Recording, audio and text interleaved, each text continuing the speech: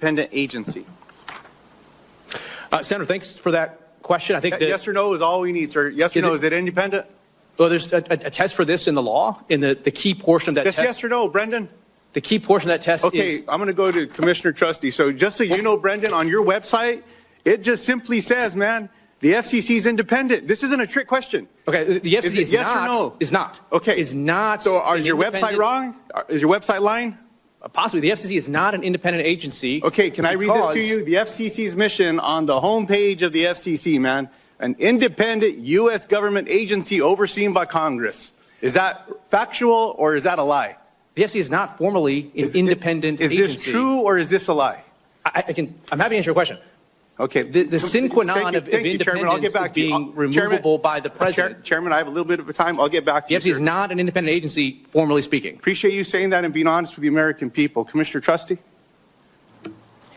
During a Senate hearing, FCC Chairman Brendan Carr made a striking admission that is now raising serious questions about the role and independence of one of the nation's most powerful regulatory agencies.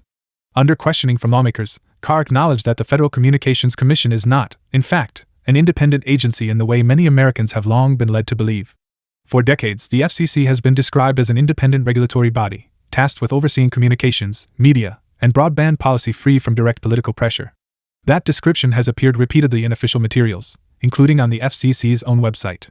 But when pressed on whether the agency is legally independent, Carr conceded that FCC commissioners do not have, for cause, removal protections.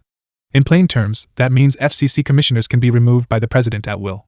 Without those protections, the agency does not meet the traditional legal definition of independence. Carr and other commissioners confirmed that the FCC ultimately falls under the authority of the executive branch, answering directly to the president rather than operating as a neutral, arm's-length regulator. I'll get back to you. The FCC is not an independent agency, formally speaking. Appreciate you saying that and being honest with the American people. Commissioner Trusty? Senator, thank you for the question.